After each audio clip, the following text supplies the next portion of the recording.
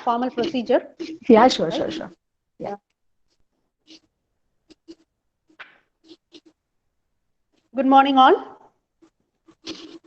I'm so happy to meet you all in this webinar, a three-day series of webinar.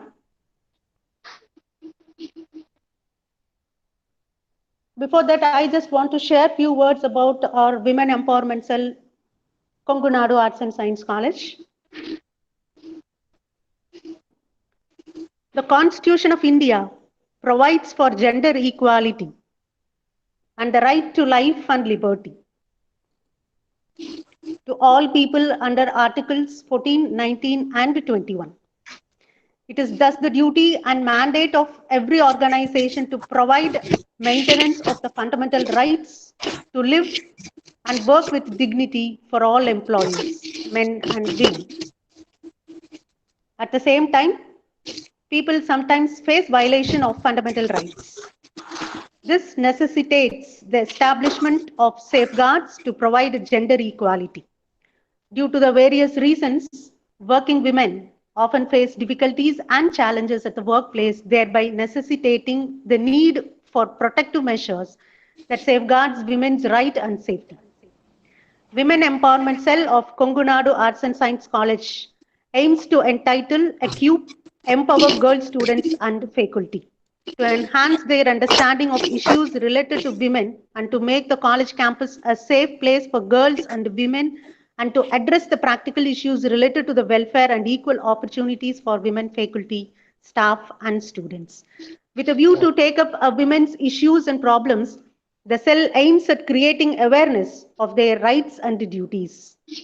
It also provides various platforms like support groups with others who have shared similar experiences, and student help groups have been established, namely Abhaya Dakshana, a group that comprises of students who educate kids on child abuse. Nearly all molesters engage children through normal gestures like tickling, picking, patting, even touching before their parents, first appropriately and then inappropriately. That's how bold they are. The parents and the well-wishers must stop it, else the child thinks they approve it. The students educate kids to protect themselves and identify the distressed.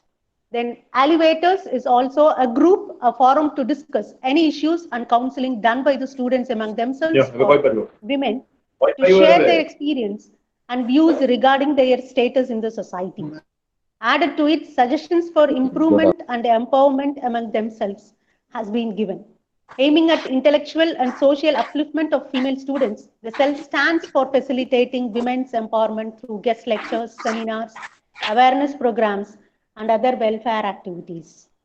Women Empowerment Cell's vision is providing a platform for women to voice their opinion and to empower them. It comprises of women who share multiple ideologies to bring in vibrant changes, to instill personal power and positivity, and to train women to acquire wide range of skills and knowledge and to develop and increase their social, economic, and intellectual capacities for peace and security and prosperity of mankind. A tribute to all women who are the strength of life, the inspiration at her work, mystic in society, the leader of love, our beloved Secretary Madam Dr. C. A. Vasuki, who has been a moral boost to all of us in all our endeavors. I thank her for her support in all our endeavors. Also, I thank our principal, Dr. Lakshmana Swami sir, for his inseparable insights in all our efforts. We are so happy to organize this 3-day webinar series by inviting the famous speakers across the country with their various titles. I wholeheartedly thank all the speakers for their gracious presence and for giving their consent immediately. I thank you all, the speakers. And I think it's time I just hand over the session to Ms. Rennie Marshall to take up the session. Rennie? Thank you, ma'am. She is light and darkness. She is sound and silence. She is heat and cold. She is love and grace. She is movement and stillness. She's presence and absence. To the she's who create and maintain our world, welcome and a good morning. On this juncture, we have taken time to be part of Yukta 2020, a 3-day international webinar. On behalf of Women Empowerment Cell of Kongonada Arts and Science College, I bid you all a warm welcome. Our most respected President, Dr. Arachami Sir, our beloved Secretary, Dr. C.A. Vasuki Ma'am, our respected Principal, Dr. V. Lakshmanaswamy Sir, our cherished CEO, Dr. V. Chinnaswamy Sir, though not present here, are a source of blessing and encouragement. I welcome Dr. Sumati, Convener, Women Empowerment Cell, Kongonada Arts and Science College, the heads of department, members of Women Empowerment Cell, my colleagues, students, and participants from various streams. I deem it my privilege to introduce the speaker of the first session of Yukta 2020. Dr. Madhavi Nikam, Associate Professor, PG Department of English, R.T. Thelraj College, Thane, Mumbai. She was a member of Senate, University of Mumbai, Academic Council member, University of Mumbai. She was editor of 2 international journals, Literary Insight and Contemporary Discourse. Her contribution to research continues as Secretary of Higher Education and Research Society, Mumbai. Ma'am is addressing us on the topic, Bridging the Gender Gap, Empowering Women. I request Ma'am to take over the session. Ma'am, please. Thank you so much. At the outset, let me thank the organizers of this webinar, Dr. Sumati Padmanabhan Ma'am, Honorable Principal of the College, and the management for giving me this opportunity to be with all of you all. Now, I think I have started sharing my screen as well as I am also on screen. I have started my laptop. Can you all see me? Hello? Yes, ma'am. Yes, ma'am. Yes. Acha, you can see me and the PPT as well, right? Yes. Okay, good. So thank you. I think this is a wonderful initiative taken by Dr. Sumati Padmanabhan for encouraging the girls to be more, more empowered, more independent, and more self-confident, because such topics, such platforms will definitely boost the morale of the students, the researchers, and every woman out there, even be they a domestic engineer, or instead of calling them domestic house or housewife, I would like to call them domestic engineers, because they are the ones who really carve niche for the family, not only for themselves. So not, talking much about other things, I'll directly come to the topic that I have chosen today, bridging the gender gap, empowering women. Now, friends, these are some of the slides which I have chosen from the internet, which clearly shows that until and unless we don't walk together, until and unless we don't walk hand in hand together, the male and the female, I don't think so independence or freedom or liberty in its true sense can be achieved. Now, you can see the second picture over here, that there are staircases, but then women have to jump a lot. So this jump in itself is a challenge to the women out there.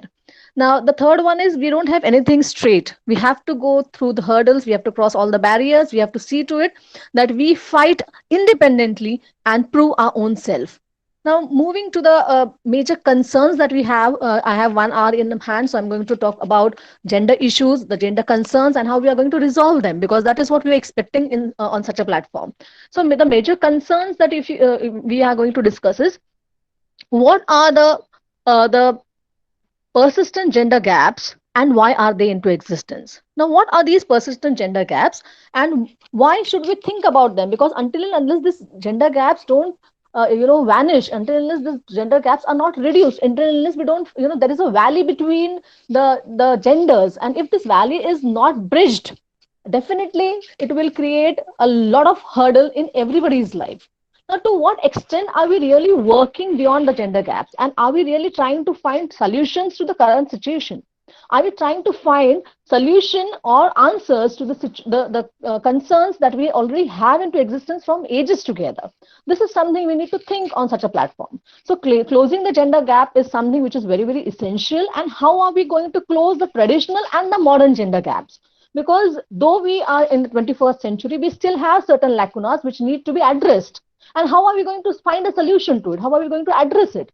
So this is something which is very important. What are the different policies that the government is taking up? What are the socio-economic things that are happening in the world around, or the present scenario, which will definitely make us think on a broader perspective of how life can be made more simple, more easy without having any sort of gender bias. So that is what we are going to discuss here today. And why do the gaps in earnings between men and women persist even today? Though men and women are at par educationally, they are at par mentally, and even then we find this gap still into existence. Now, how are these barriers to be broken? Will we be able to break these barriers is a cause of concern to all of us, whether we are educated or not, because this is something we all should think about. Now, coming to the basic of understanding the gender gap and understanding gender as a whole. Now, when we talk of the binary genders that the Americans believe in, like we have only two genders, the male and the female. There is no third gender as such when it comes to the binary description of a gender. Or when we talk of the unitary genders, or when we talk of the trans sex, and when we talk of biology as a whole, and when we say that the issues the traditional gender issues, the traditional gender roles that cause difficulty. Now, talking about the very first point I have put on my slide is the traditional gender roles. Now, what are these traditional gender roles and how are we going to overcome them?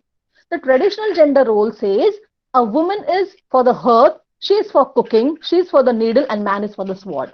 Now, this is something that we have been listening to from ages together, in spite of the fact that we are today walking shoulder to shoulder with men. We are doing our best in each and every career, in each and every field, though it was called as the most, many fields which are still called as the most dominant fields. Okay. Now, when we talk of or when we reflect upon the traditional gender roles, the traditional gender roles say a woman or a girl child must take only few aspects of the education or the academia. Like she must go into arts, she must learn language, she must be into music, she must be into dance. When it comes to engineering and mathematics, subjects like these, it is said that it cannot be a cup of tea for you. Is it so? Are we born female? No, we are not born as females. We are made females. It is a gender stereotype that is attached to it. Is a social constructionism. Okay. Now, the social constructionism that we are going to talk about is something that we all have experienced and we are still experiencing it. A very, very common and a very simple example here I would like to mention here is when a woman delivers a child and she goes through the phase, it's a very difficult phase for every woman. And when a woman goes through such a difficult phase, she has to go through certain, postpartum pregnancy, difficulties, some hormonal imbalances. And then there are things which are attached to her temper. Okay, like I'm going to talk about the biological essentialism and the social constructionism both together now. Now, when we are talking about the biological essentialism, when a woman is pregnant and she delivers and the hormonal imbalances that she suffers through, she is definitely going to be in pain. She is going to be disturbed. It's going to be a totally new life for her and for her baby. But when the child is delivered, the first and foremost thing any mother should ask is, how is my baby? But the major concern, the social construction tells her to ask, what is the gender of the child? And why is the woman so obsessed with the gender of the child as soon as she has delivered the baby? Why? She is not concerned about her own self. She is concerned about her family more. Why? Because the family needs a male child to a greater extent that is expected. Though the scenario is gradually changing these days, but still people expect this. So instead of asking, how is my baby?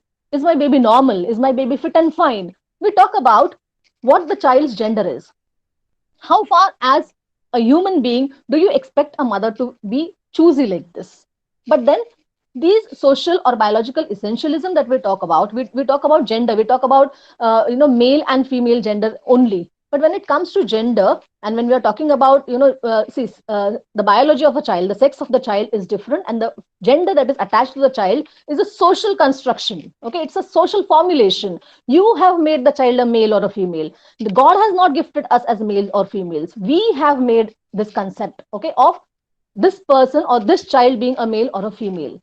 When it comes to gender constructionism, and when you talk to if you go into the medical field, doctors also find it very difficult because at times the child born may not be a child which will fit in the binary definition of being a male or a female. Now, that also we have to think when we are talking about the gender construction, social constructionism. Now, these are certain aspects which we are going to discuss. Now, talking about, many people talk of, I was just giving you example of the postpartum. Now, see how patriarchal assumptions are made. When a woman delivers, her hormones change, her mindset changes, and then we call her very sarcastically, we call she has gone hysterical. Now, this word, okay, has come from the biological essentialism, and the striking illustration of the word hysteria has to be taken into consideration. Now, this Greek word hysteria means the womb. It actually means the womb in which the baby has stayed in for 9 months. Now, this hysteria, or this Greek word womb, refers to the psychological disorders also that are peculiar to a woman, and they're characterized by over emotional or extremely irrational behavior of a woman. Now see, feminism and gender studies cannot be separated, because there are many overlapping issues that you will find in both the things, in feminism as well as in the gender studies, women and gender studies. Now, feminists don't deny the biological differences between men and women. Rather, they celebrate the differences, and we all should celebrate the differences, because until and unless we don't celebrate the differences, I don't think so we can lead a very happy life as such.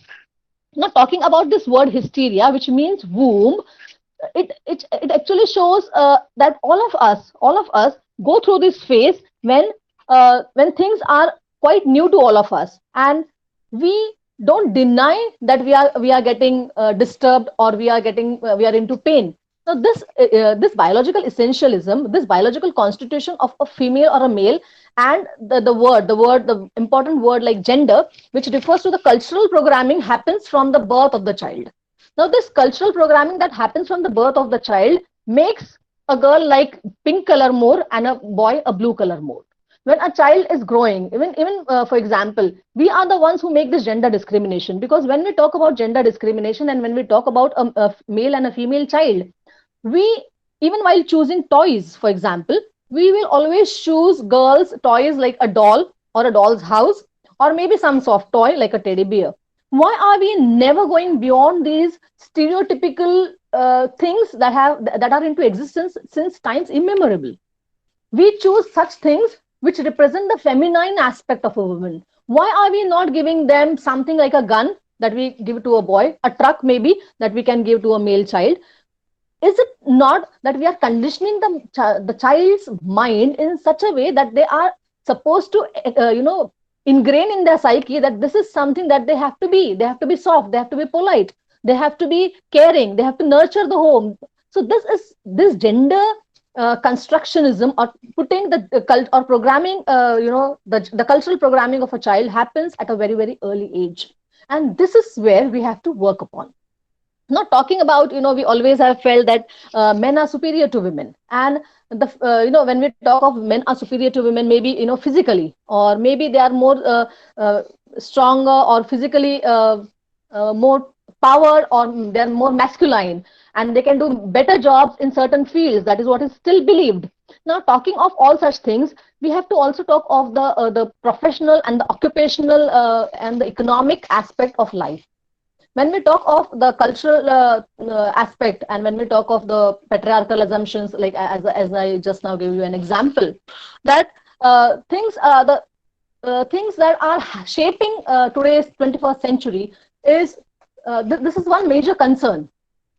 The shaping of a woman's life, the shaping of the gender phenomenon is something which we all should work upon. And as a woman, I should work more upon, because instead of telling my daughter not to laugh loud, I can tell my son, okay? I can teach my son as well, but that is not happening even today, because we are not grooming our kids in that way. So this gender discrimination, or this is bridging the gap between two genders, is something which we all must do at the root level. And until unless it doesn't happen at the root level, things may not change. I'm sharing the third slide with you all. Okay. Now, see, I was talking about biological essentialism, and I spoke about the word like hysteria, which literally means the womb. Now, again, talking about the same thing. If a man, see, men are also hysterical, okay? I don't think so anybody should deny it. Now, when men are also hysterical, and when men talk of their anger, and they are very proud, okay, or even the mothers and the wives or the sisters or the daughters may be very proud of it, that my father is very short tempered, so I have to behave accordingly. Now if my father is short tempered or my brother is short tempered, it means he is hysterical. So we are trying to give the male hysteria or the male hystericism a sort of the anger that they have in their own hearts and mind. We're trying to give it a less damaging title or a less damaging name, but it is still into existence. Ultimately, my point here is that both men and women are equal, and both of them have these qualities in them, or these social or cultural or even psychological instincts in them, and that is something very natural. Nobody should deny it. Now, talking about the cultural programming, as the cultural programming in gender, I just now gave you example of how we are forced to choose even the colors, for example, or even the stories. Take for example, we all are students and teachers of literature. So take for example the stories that we tell our children. We'll always tell stories to our Excuse girl me, ma'am. child. Sorry for interrupting. Ma'am, your Yeah. PPT is not visible, ma'am. Okay, is it visible now? No, ma'am. We can Is it only see visible your now? screen. No, ma'am. We can see you, but not the PPT, ma'am. Okay, now No, can ma'am. you see Can you now? please share the screen? No, ma'am. Okay, just a minute, just a minute. But it is still presenting. Hello. Hello. Yes, ma'am. But Yeah. we can only see Can you? your face, ma'am, not the Okay. You PPT. cannot see the PPT now? No, ma'am. It's already showing a screen presenting. I'm presenting the screen. Okay. Okay, just a minute. I'll start again. Yeah. Now? Yes, ma'am. You're presenting now. You're presenting now.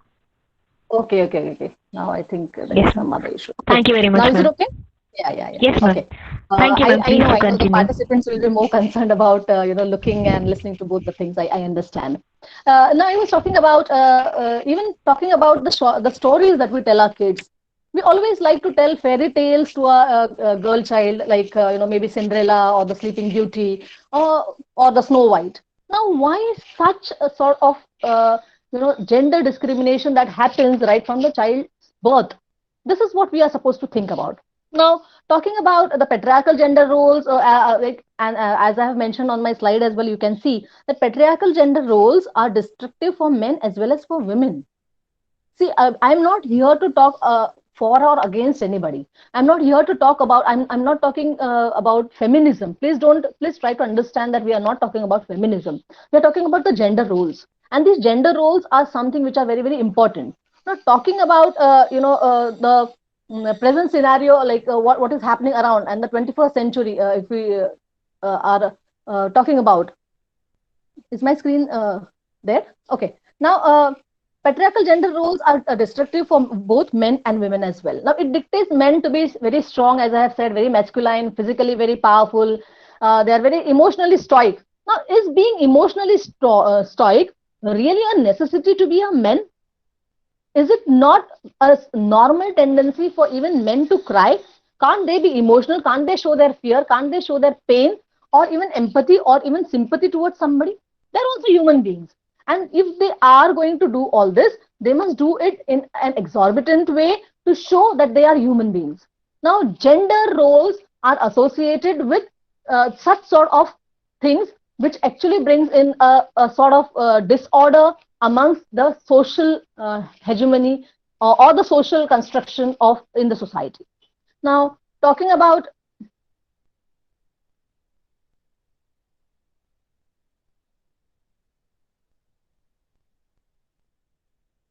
okay, now talking about what are the persistent gender gaps. Okay, now what are the persistent gender gaps? All of you all know. The first and foremost thing I would like to mention is the gender gaps that are there. Excuse me, ma'am. Sorry for interrupting again, ma'am. Hello. Your screen is completely black. Sorry for interrupting again, ma'am. Ready? The screen is Ready? completely black. Madam can proceed. Yes, ma'am. I think madam can proceed without the PPT. Let her. I think that will Let be her do better, her right? Okay, ma'am. presentation without PPT. Right? Yeah, fine. That Yes, will be ma'am. better. Okay, Yeah, ma'am. I will be better. more comfortable. Yeah. Thank you. Thank you so much. Yes, ma'am. Thank you, ma'am. Thank you.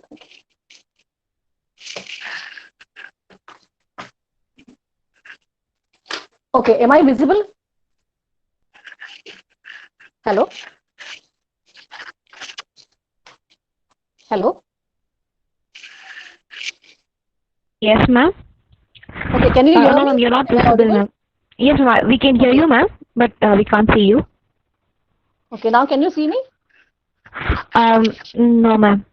It just shows your screen, your presenting. Okay, I'll stop presenting first. Now? Okay. Yes, ma'am. Now Yes, can you ma'am. see me? You're visible. Thank you, ma'am. Okay, Yes, fine. ma'am. Yes. Just a minute, I'll just adjust my mobile so that it will be. Thank you, ma'am. Hello? Yes, Can ma'am. you hear me? Yes, ma'am. Yes, ma'am. Yes, you are Yes, audible. ma'am. Yes, ma'am. Go on. Okay. Okay. You're audible and visible, ma'am. Okay. Thank you, so ma'am. Yeah, talking about the gender gaps and about how women are underrepresented and how they are not paid off well. These two things also we need to think about. Not I was talking about women's role in the economic development and how gender discrimination has a terrible impact on it. Now, what are the persistent gender gaps? Okay, and why? The persistent gender gaps. The first thing is because the women are underpaid. Women are also still underrepresented. When we say that we are talking about gender equality, achieving equality between women and men also requires institutionalizing a gender responsive approach to financing and ensuring that adequate investments are to be made and to be implemented at the national level and at the international level as well. When we talk of gender equality and empowerment, it includes many other things like promoting the work that women have done or they are still doing, ensuring that they have a lot of access to the resources that are available, and reducing and redistributing, the unpaid care that they do at home. All of us do a lot of domestic things at home, so much so that if we are paid for it, I think we can definitely earn more than men. I'm sure about it. Now, if we say that gender discrimination is reducing, we have targets set for 2030 or till 2030-35 as per the government's. If you read the agendas that are available online, you'll find it really very shocking that majority of the women rather work more than men. We all work more than men. We are more qualified than men, but unfortunately, we get less than them. We are paid less than them. And why is it so? Is it so only because we are women? Is it so that we are women and that is why our education or our qualification or our excellence doesn't matter? Now, this is a cause of concern. And see, the timely gender aggregated, an essential aspect of life must be maintained. Now, gender equality, what it means in real terms is achieving and ensuring equal rights, equal capabilities, and equal access to the resources and opportunities by both. I'm not saying only by women. I'm not saying only by women as such. I'm saying equal opportunities by both men and women. And then strengthening women's agencies, their capacities, their capability, their ability to make choices. Let them make choice, let them do decisions, because when it comes to decision making, when it comes to making policies, now take example at home when we are working, when it comes to bigger decisions which involves a lot of financial aspect, which involves a lot of monetary aspect, women are not taken much into consideration until and unless until and unless she is working, because her financial support, if it is going to matter, only then her decision or maybe her thoughts are taken into consideration. Otherwise, they are not taken into consideration. Why so? This has to change. This stereotype or the stereotyping of such issues like policy making or decision making has to change. Now, transforming, then another very important thing is eliminating the gender based violence and discrimination. Now, eliminating this gender based violence and discrimination at the domestic level as well as the professional level is a challenge for all of us, because this domestic violence or this gender based domestic discrimination that happens at the grassroots level of the society is something that will hamper the progress of the nation as well. Why? Since I am a woman or I am a woman and so I cannot choose certain things. Why is it so? Let me have the liberty to do it. Let me think. So transforming the power relation is another very important thing. So transforming power relations at all levels of the society, from individuals and households to the institutions and to the nation as well. I was giving you an example, like when it comes to policy making, how many women really play a major role? Very few. Until and unless they are themselves not working and earning, their decision or their involvement in policy decisions don't matter much. So this is something we have to take into consideration. Now, attaining gender equality is critical. It's critical as an important goal in itself, critical and an important goal in itself, and an effective means to achieve the overall development of the society. We have to see maybe even the sustainable economic development, even the political development. Now, I would like to talk about when I'm talking about professions and the professionalism that we have and gender-based professionalism. You will realize majority of the women are into teaching field. Why? Because it is thought that this field is safe. This field has its own social standards. Even other fields do have. The only thing is we need to look at it from a broader perspective.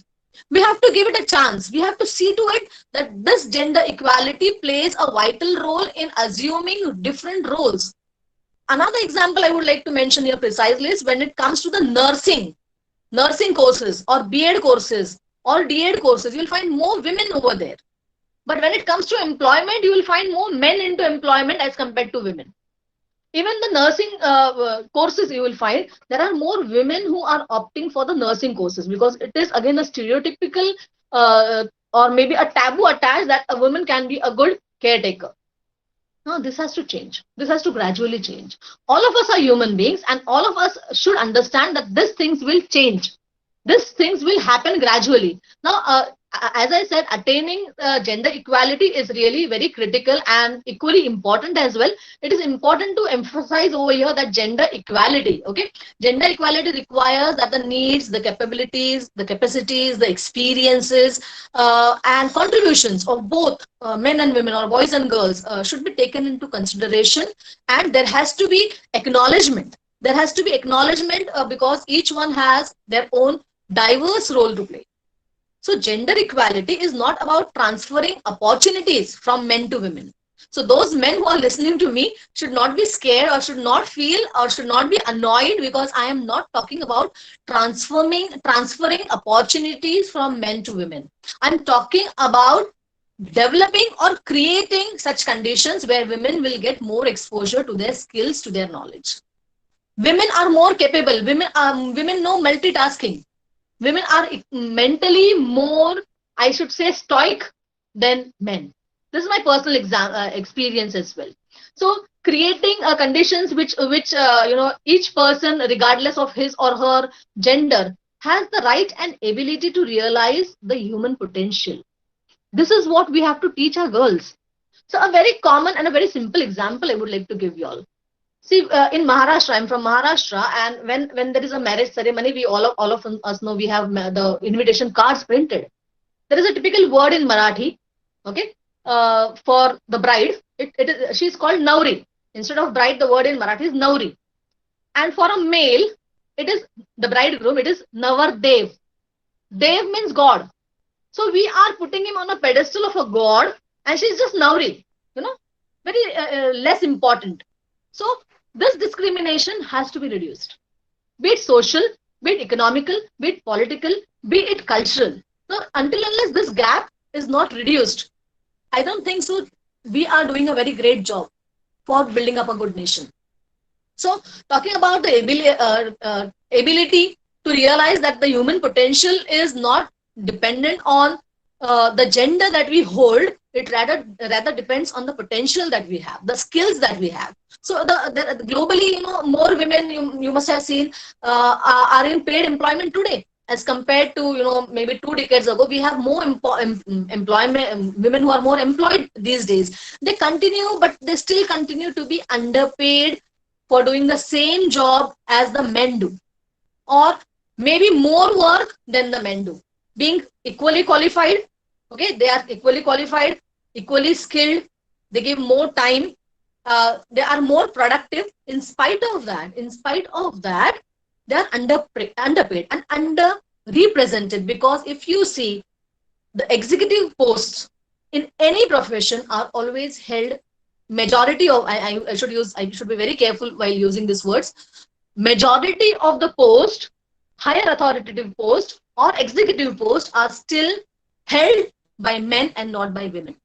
This is another cause of concern. Only because they are women, though they are more skilled, okay, and though they have more choices, okay, but these choices are mediocre choices. Now, these mediocre choices will definitely widen the gender gap. It will not reduce the gender gaps. So, when you talk of the women being more employed, or women are self-independent, you feel, but they're underemployed or they're underrepresented. Take for example politics.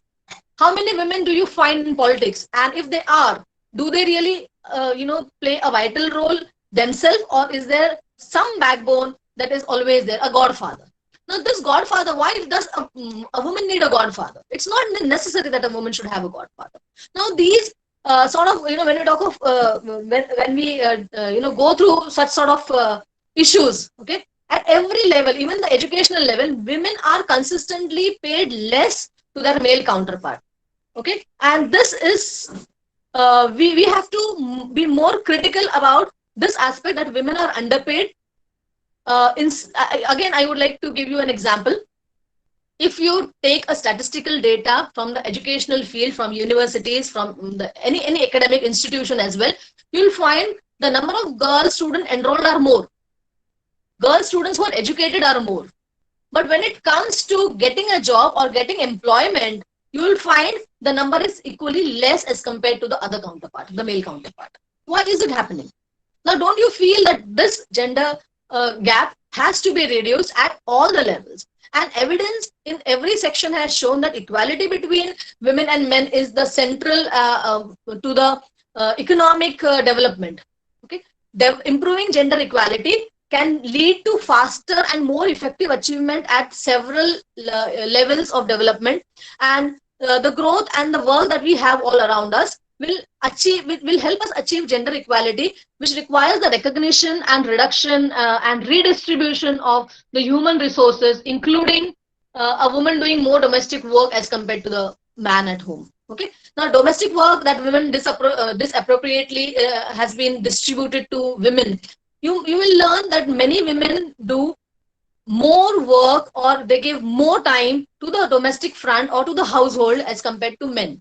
Now, when we see this sort of the canon that we have in front of us, this panorama that is in front of us, we all must give a second thought. Are we really ensuring the equal participation of women, or we are just saying that we are equal and we are working shoulder to shoulder?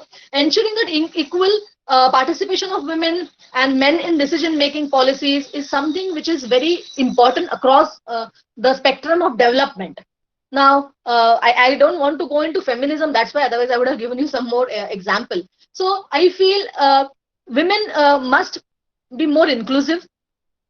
They must be more egalitarian and more democratic. And this has to happen at the house front, at the domestic. Eliminating all forms of gender-based violence in both public and private spheres is something very crucial to achieving gender equality and other goals, and we should set a target for it. Now, gender-based violences are multifaceted, as we know, and the phenomenon that encompasses, the physical, sexual, psychological, and even the economic violence. Yes, economic violence as well, because you have heard, you have seen, you must have come across many deaths that happened due to the dowry system that we had into existence. I'm saying had into existence. I'm very positive and I'm very optimistic that things are gradually changing. Now, it is manifested in different forms, including the physical, as I said, or maybe the physical, the sexual, or the cultural. Now, all this context that I'm talking about, this gender discrimination is happening, and gradually it will change. But it will change. I'm sure about it. So, taking into consideration the present scenario, and we say that 21st century women are more bold, they are more independent, and they have their own, they're fully empowered. But this empowerment will come only with certain issues. Now, gender equality and empowerment of women and men also requires a lot of support from the society.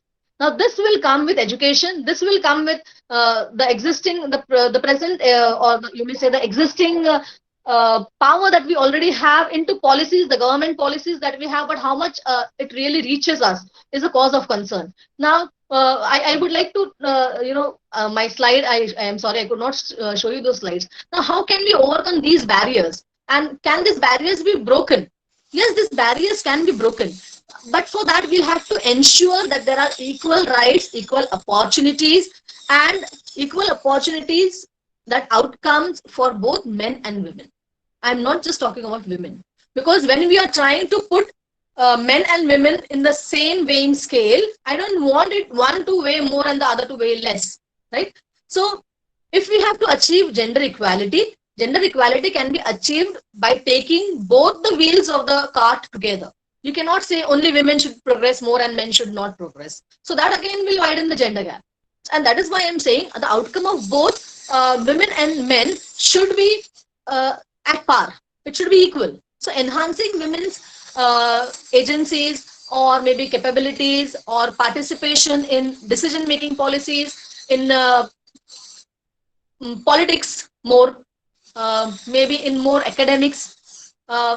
It is very shocking if you see the present scenario. In India, the number of universities we have, I think hardly, not even the 10% universities will be having women as the vice chancellors. Is it so that women are not capable? But why so? So if 70% of universities have male vice chancellors, only 30%, if for example, if 30% only women are there as vice chancellors, this again shows the gender disparity. Now, eliminating gender-based violence, discriminating and transforming power relations, giving more weightage to being equal is something that matters a lot. And all of us understand that gender discrimination was happening, is happening, but it will not happen in future if we try to consciously, okay, I'm using the word, if we try to consciously try to bridge this gap. And we have to do it. Until unless we don't try to do this consciously at all the levels, right from teaching our sons how to be at home, how to treat girls, I always feel that a mother should tell her son that only weak men, inflict violence upon women. This is something we have to teach. We have to teach that both the kids are equal. And this will happen only when a mother takes up this challenge, because a mother has suffered a lot and she knows how and what things will make a difference. So I feel we have to be more positive and more optimistic about this gender roles that we have at present in our hands, and how we can mold them, how we can cultivate different things. We must cultivate different things in our own children. Society as a whole, if you take into consideration, gradually things will change. I'm very, very positive and I'm very optimistic about it. Now, one thing I wanted to mention here is the stereotypical roles that are still attached, or the taboos that are still attached to a woman, should be uprooted. We should remove them. Uproot the unequal representation of women, and the evaluation of women has to stop. Don't evaluate a woman like she being a weaker sex, she being very delicate, she being incapable, she being only made for the household chores, or she is only for nurturing and caring and cooking. Nothing of that sort. So this evaluation, this traditional typical evaluation, has to be somewhere changed. And the solutions, the remaining 5 minutes, I would just like to talk about the solutions that we can really find for this gender discrimination. Is we can make gender equality part of training and education.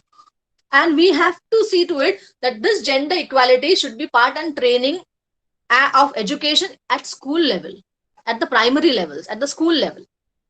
We should be proactive about welcoming women in all the fields. We should not say these are dominant fields, these are competitive fields, and you cannot be there. This has to be somewhere eradicated. We have to be more flexible. We have to be more flexible and even provide this flexibility. This work-life balance has to be a part of the wider social concern and the culture. Because until and unless there is this flexibility is missing, suppose, then I don't think think that the balance between the two can be really matched. So you have to see to it that you make balance, and you have to be flexible, you have to be adjustable, you have to be approachable, and the work life balance, a part of the wider social culture, has to be approved. And don't limit your talent, or you don't women especially should not limit their talent. They should see to it that they use their capacity to the fullest. And a 50-50% gender split in all the fields, in all the uh, by all means, has to be there, right up to the executive positions. Here we have, only from the domestic to the mediocre positions, we have this 50-50 gender, teams set up. But then this split has to be till the top level. As I said, majority of the universities across India have male vice chancellors. It should be 50-50, so that we'll be at par with all of them. And we'll also be able to bring out, because I think women are more concerned about the social, the cultural, the psychological, the emotional, the economic aspects of life. So offering more practical support, such as, men should offer more practical support. Even occupational and the professional institutions should provide more support. Okay, official and practical support, like the child care support, canteen facility must be there, medical facility should be there. So that a transport facility also should be there, so that the women should feel at home and more confident to work. And this split between the 50-50 gender equality has to be gained in the coming times. This is a big challenge to us, and I am sure if all of us are put together, we can definitely do it. So under the power of networking that we have, or the monitoring that we do in the house as well as in the classrooms as teachers, will definitely enhance and motivate our girl students to be more confident. It will definitely help our girl students, our research scholars as well. See, there are many research scholars who have done their PhDs. Okay, they have completed their research, but still are in search of job. Here, I'm not going to comment because it is of gender discrimination at this moment. We know there are certain policies also which are hampering, but then gender parity, gender equality can be gained with sincere efforts on the sides of all of us. So let us make this sincere efforts. Let there be more confidence in the girl students. Let them develop their careers. Let them explore their talent pool. Let them explore their skills to the fullest.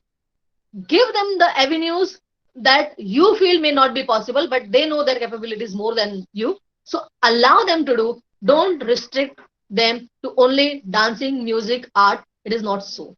It is we who tell them that mathematics is not your cup of tea, engineering is not your cup of tea, you cannot be a scientist. But now we have seen gradually the scenario and the panorama is changing, and we are seeing and we can find that things will definitely change for the betterment. So once again, I would like to thank Dr. Sumati Padmanabhan ma'am for giving me this opportunity to connect to all of you all.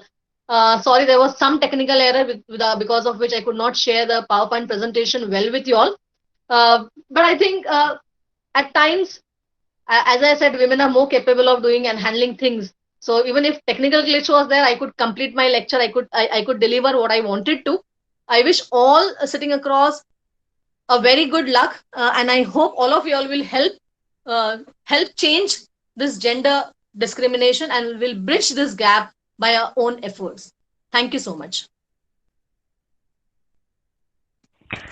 Thank you, ma'am, for talking on gender stereotyping, which we did take to be normal for a very long time.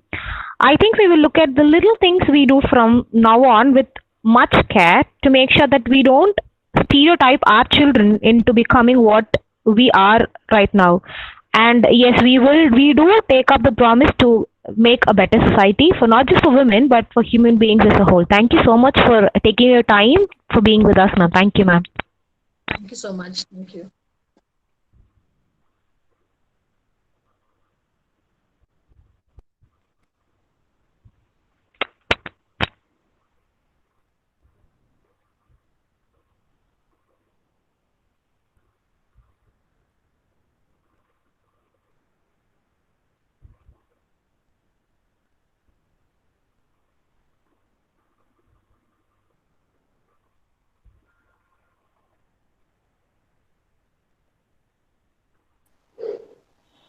Yes, Ready Marshall, you go on with the second speaker.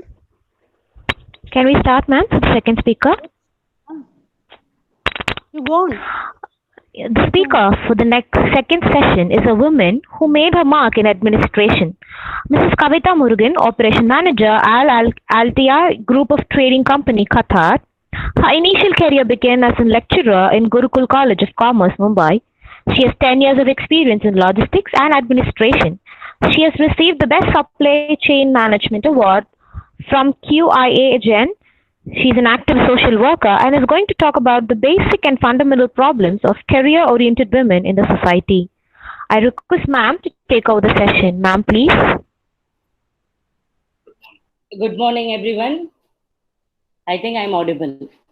Thanks for the brief introduction. I feel pleasure, honor, valuable, and privilege to present my speech in front of all the guests.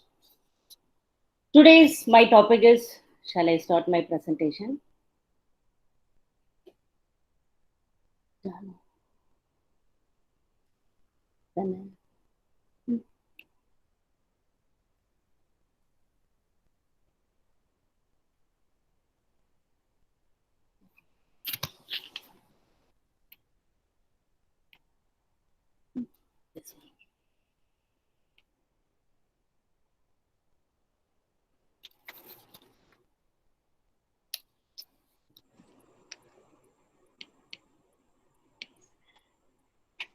Wait. Let me start.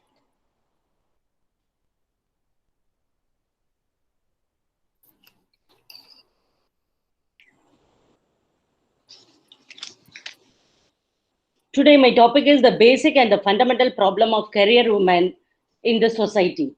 Introduction. Working women are the backbone of the society, and she plays a vital role in economic development of the country, and her contribution is as equal as their male counterpart. Further, without active participants of the women in the various national, social, economic, and political activities, the progress of the country will be stagnant. Traditionally, Indian woman has been the homemaker, but in 21st century, due to the higher education and better awareness and increasing in financial demands of the family, women also go out and choose careers. Although Indian women have started working outside their homes, but still there are several issues and changes that working women face today. Furthermore, our working women are ambitious and wants to achieve higher dreams in their life and career. To achieve his growth, however, they face immense challenge and problem just by virtue of being a woman. Social attitude, perception differ behind the law and political system. This attitude, which considered women fit for certain jobs, and thus women are easily recruited as nurse, doctors, teachers, secretaries, and in assembling jobs, which all these works are considered as submissive job. They do not get the same benefit as that of male employees too. Gender bias, unequal pay, security, and mental and physical harassment, lack of proper family support, insufficient maternity leave is considered as major issues and challenges that working women face nowadays. The working and social scenario in present era is different than 30 years ago, and further advance in technology which evolve work and their role of family for women have drastically undergone changes that contributes to the business environment of 21st century. Due to the modern development and advance in the current scenario, the increasing the cost of housing properties for nuclear family, the cost of expense on education of children, which force every family in India to find other means of increasing the household income. To boost the income, women, mostly homemakers, are required to go for jobs which are considered as male, like call centers, BPOs, to work in night shifts. Moreover, women are providing the best and active contribution in all male-dominated fields, such as sports, medical, judicial, academic, banking, and top corporate position, etc. Furthermore, Indian women are facing more challenges than their male counterparts. In other parts of the world and in India, still men are considered as the primary boss of the family. Though working women handle their professional life in facing the competition and challenge at the workplace, and in personal life in managing the household work, handling children's, cooking, social obligations, due to multitasking effect of women, increasing the stress of her relationship get affected and unbalanced. If we consider women role in corporate environment, then sometimes they have to bring their work at home also, and it cuts few more hours of sleep. It is not just about reducing the sleep, but this type of lifestyle creates stress in working women, and it directly affects the family. Waking up early, ignoring her health issues, and get all the stuffs ready for children, her husband, and her husband is big practical challenge. So on an average, women have lost 2 hours of sleeps per day, up to 14 hours of sleeps per week. Many Indian families are still living as joint families along with their in-laws and parents. This adds more stress to the woman because they have handled their entire family members of her husband. The belief of male superiority in the society creates several hurdles for women at their workplace. Women discovers that they must be much better than their male colleagues to reach the top. When she achieved that top position in the company, again it is much difficult for women to work with male employees. Also, because of social and psychological tradition in the society, the woman challenges to don't lead supports to their own woman bosses. Working in such condition inevitably put much greater strain in women than men. These types of problem makes women less eager to progress their career. It has been observed that family responsibility expands. Working women have to change their job, select part-time job, or leave the job. This situation creates unnecessary stress and losing their job. Generally, women are more hesitant in financial investment. They are more cautious about money. There is a saying for women, the hands that rocks, the cradle rules the world. Saving is the habit of women in early days also. When women were only homemakers, they were used to save money for emergencies as well as for further planning. In those days, women did not have knowledge of various investment outlets. But in 21st century, the working woman has become more aware about the financial investment, and they have the great potential and bring positive change in the social economic conditions of the country.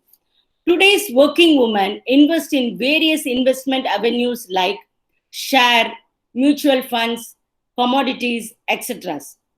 General bias. General bias begins to take place at a very early stage of Indian women. It is very difficult to accept the fact that women are also capable of working shoulder to shoulder with men. Indian society supports male dominant in all major important challenges, tasks, whereas women are considered to be weak and only capable of bearing less work pressure at the workplace. The potential and the capability of Indian women have always been underestimated in regards to their recruitment, salary issues, and promotions.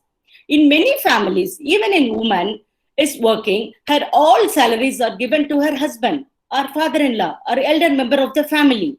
Her independency is on the superficial level. Though woman is working, still she has to depend on somebody. Balancing personal and professional life. It is very big challenge for Indian women, working women, to maintain balance between their work and family. She has the responsibility to fulfill the expectation of family members, particularly from kids. In India, the career and the professional aspirations are still considered as secondary for women. In majority of the families, there are a lack of emotional and moral support given to the working woman. And at the same time, there are many official expectations and deadlines that women has to fulfill to continue their jobs. In this type of dual role, To become a perfect in all tasks, working women feel very much stressed in her day-to-day life, mental and physical harassment. In order to achieve success in corporate sector, women feels that they must do better than their male colleagues. This leads to higher expectation, efficiency by their boss. This type of condition creates strain for women. Insufficient maternity leave is also the cause of stress of working women as they have to take care of their baby as well as their target given by the office. Indian working women also feel unsecure at their workplace. The male superiors shows that they have done some mercy and extra favor. In corporate sector, usually women are treated as weak. Hence, male colleagues and superiors think that they can take advantage of their female colleagues and subordinates. Negligible personal space. Indian working women have to maintain a balance between their family and the career.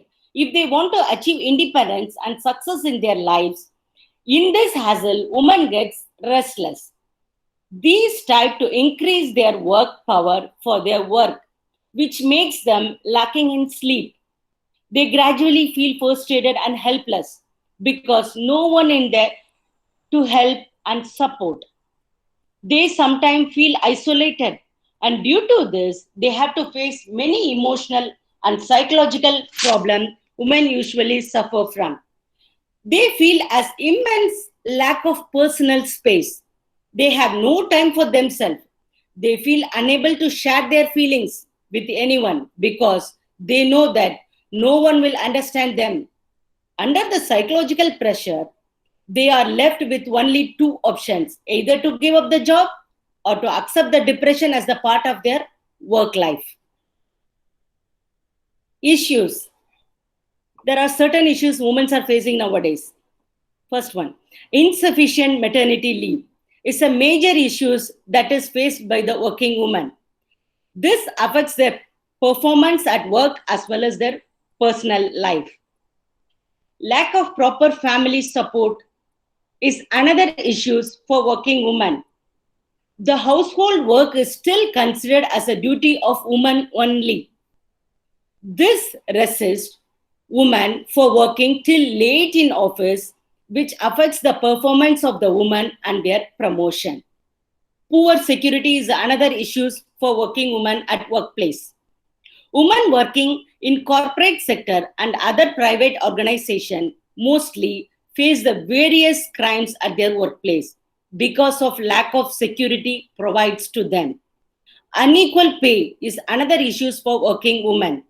It has been observed that women are paid low salaries compared to male employees. Although women provides themselves more efficient than male employees, most of the time they are not paid equally. This creates depression and demotivation in them, which also affects the personal life. Due to the dual role to perform, working women cannot give proper time to their children in their various activities and school functions. This also creates stress in women. Despite of all full dedication towards their professional, still their job priority is considered as secondary in the family and in the society. In today's time also, it is expected that women's primary duty is only to handle their family and children. This creates demotivation towards career development. If working women have to go for business tour or any training program for their career development, then they have to take permission from the husband and family members. They also have to do proper arrangement for their children. But this is not the case in male in India. Psychological aspects of the problem. It has been observed from the analysis that majority of the women are suffered from stress caused by the role conflict or multiple roles they have to perform. Multiple roles like managing work in their workplace, managing family and children demands. fulfill social responsibility. Working women face a big dilemma in managing work-family conflicts. Working women with rigid schedule reports more family difficulties than working women with flexible schedules. This can cause many health issues such as frequent headache, hypertension, obesity, etc. By analytical studies, it is found that stress level in working women increase in direct proportionally to their age. This may be because of additional responsibility imposed on elder women, but in family as well as in workplace. Also, the number of working hours affects the stress level of the working woman. This may be due to nature of work they undergo, which leads to physical and mental tiredness. The childcare arrangement is also another aspect of creating stress in working women. Working mothers have to make proper arrangement for the care of their children and their daily activities, which again creates stress in them. These all type of stress creates problems, can be managed if the institution provides a helping hands for the working woman in the form of superior supports, subordinate support, and proper number of paid and unpaid leave. Also, some stress relief strategy like spending time with family, yoga, meditation, entertainment, music, etc. can help working women to reduce their stress level. According to the advice of the work-life balance, in the word Jim Bird, CEO of worldlifebalance.com, work-life balance does not mean equal balance between professional and personal life.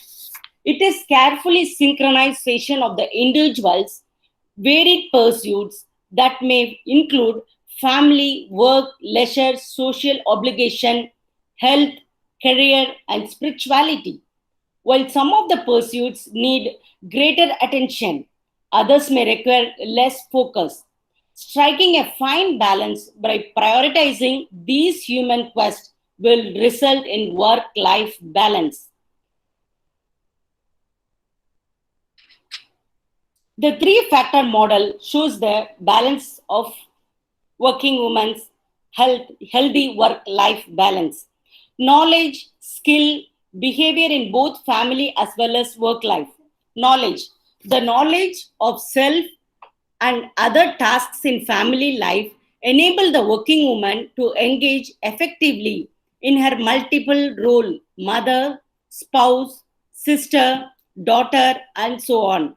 It also enables them to develop healthy relationship with others and provides clarity of task in their various roles. Having a knowledge of their organization, the working environment, and the functions that they have to do can establish the right balance for their career and personal life. Skill. Another factors that affects the work-life balance of working women is the skill to deal with both family and workplace. In family, she should be prepared peacekeeping by sharing feelings and encouraging others to do the same. She also should do network effectively.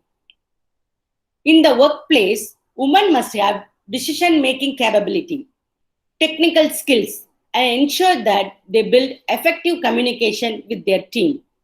Behavior. The working women also have to manage their behavior by maintaining their relationship with family members, being socially active through their information interaction. Their behavior in workplace also should be role-based and therefore professional and it is formal. In spite of many challenges faced by the woman, many great careers and professional advancement in achieving by Indian and world women in the field of science and technology and professional life. For example, in politics, Indira Gandhi, the woman of millennium, the Iron Lady of India. Indira Gandhi was called so for a reason. At the time when women preferred to stay behind closed doors, she stepped up and forayed into the active politics. She had her apprehensive her fears, but she conquered them all and excellently worked her way to the top. Science and technology. Kiran Mazumdar, a chairman and MD of Biocon, she faced tremendous challenge in starting the firm, and her loan was rejected by bank because of the female gender. And further, she was not discouraged from this lack of support. Instead, she worked hard with whatever she had and built a Biocon company that is now recognized as one of the leading biotechnology company in India as well as in the world. Tessie Thomas is an Indian scientist and the Director General of Aeronautics System and the former project director for Agni 4 missile. And she is the first woman scientist to head a missile project in India.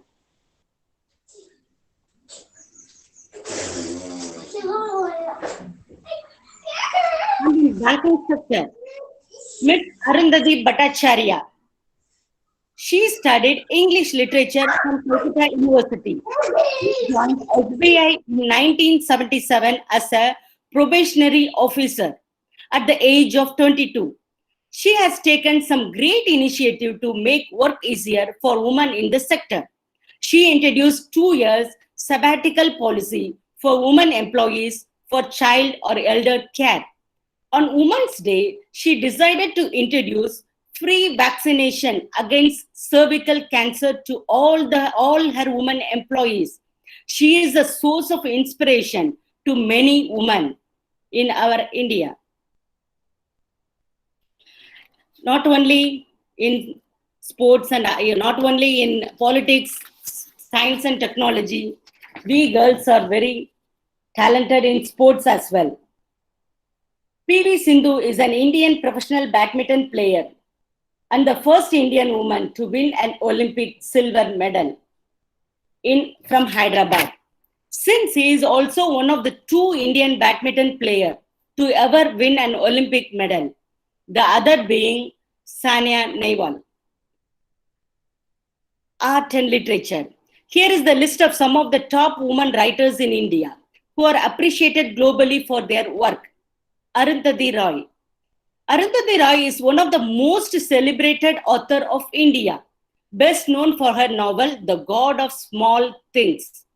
The novel talks about how small things in life can affect people. Anita Desai.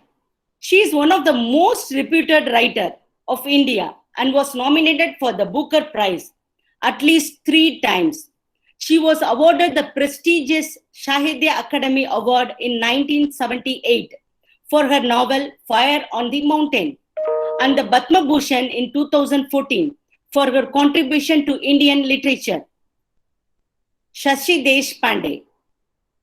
Shashi Deshpande is an award-winning Indian novelist, best known for her book The Long Silence. She won the Sahitya Akademi Award for the novel That Long Silence in 1990 and Padma Shri Award in 2009. I want to conclude my speech.